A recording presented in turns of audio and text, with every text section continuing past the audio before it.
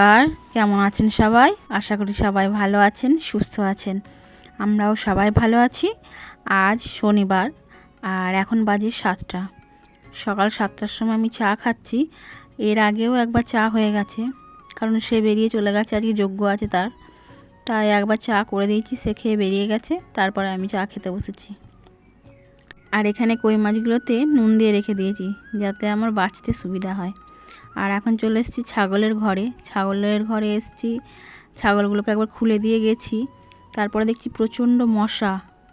আমি আবার ওই ডিমের পেটি নিয়ে এসে জ্বালিয়ে দিলাম। তো ছাগলগুলো শুধু ওইখানেই দাঁড়িয়ে আছে ধোঁয়ার মধ্যে, যাতে মশাগুলো তাদের না লাগে। পুরো ওই ধোঁয়ার আশেপাশে দাঁড়িয়ে আছে। আর আমি গেছি দেখে ঘটু আমার কাছে চলে এলো। এসে আমি বসে আছি, এসে আমার বুকে মাথা দিয়ে দাঁড়িয়ে আছে, চুপটি করে দাঁড়িয়ে আছে, আদর খাচ্ছে। যাই হোক, ওরাও সব বোঝে, ছাগলও বোঝে ওকে ভালোবাসে না বাসে। যাই হোক, আমি একটু ওকে আদর করে এবার আবার বেরিয়ে চলে যাব বাড়িতে, কারণ বাড়িতে আমার সব কাজ পড়ে আছে এখনও।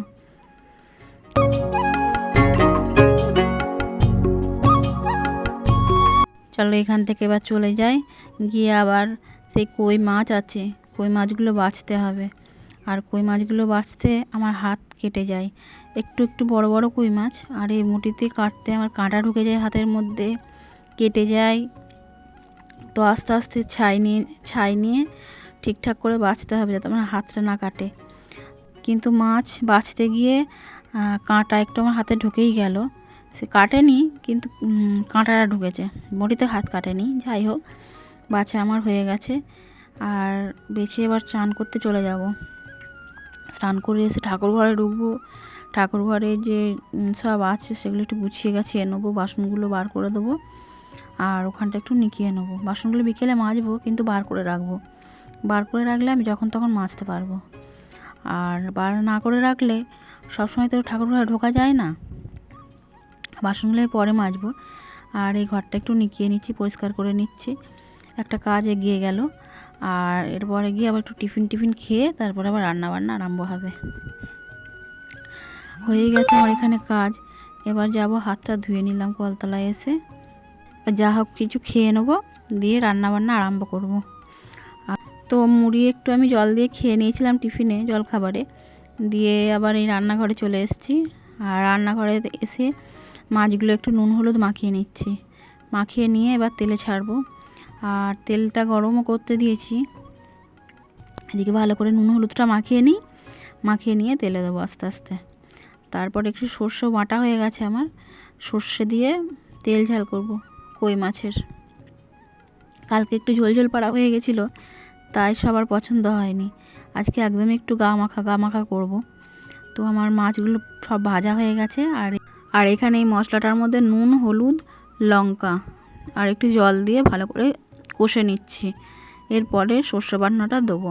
আর একটু জল দিলাম, জল দিয়ে একটুখানি কষিয়ে নিচ্ছি। দিয়ে এই যে সর্ষে বাটনাটা দিয়ে দিলাম। তাতে আর তেঁতোও হবে না, যদিও আর নুন দিলে আর তেঁতো হয় না। আর এবার মাছটা আমি দিয়ে নিলাম, দিয়ে ভালো করে একটুখানি ফুটে গেলে নামিয়ে নেবো। আর ওদিকে আমার ভাতটা হচ্ছিলো, ভাতটা নামিয়ে ডালটা বসিয়ে দিয়েছি। আর এই যে মাছটা আমার প্রায় হয়েই গেছে, এবার নামিয়ে দেবো, দিয়ে আমরা খাওয়া দাওয়া আরম্ভ করব। এই যে আমরা খেতে বসে গেছি। আমি মুসুরির ডাল খাবো না, তাই আমার ছেলেকে দিয়েছি। আর আমি আলু সেদ্ধ আর মাছের ঝাল দিয়ে খেয়ে নেবো। আর এই যে আবার বিকেলে চলে এসেছি ঠাকুরের বাসন কটা মাজতে, তারপরে অন্য কোনো কাজে লাগবো। ঠাকুরের বাসনগুলো মেজে ঠাকুর ঘরে উবুর করে রেখে দেবো। দিয়ে আবার আমি ঘরের কাজে যাব। ঘরে এখন অনেক কাজ বাকি আছে, ঘর দুয়ার ঝাঁট দিতে হবে, ঘরের বাসনগুলো মাজতে হবে। আর টেবিলটা মুছে নেবো এবার। টেবিলটা পরিষ্কার করে মোছা হয়নি, তখন দুপুরবেলা যা করে খেয়ে দিয়ে উঠে চলে গেছিলাম। টেবিলটা মুছে নিলাম। আর জল তোলা হয়নি, জলটাও তুলে নিলাম।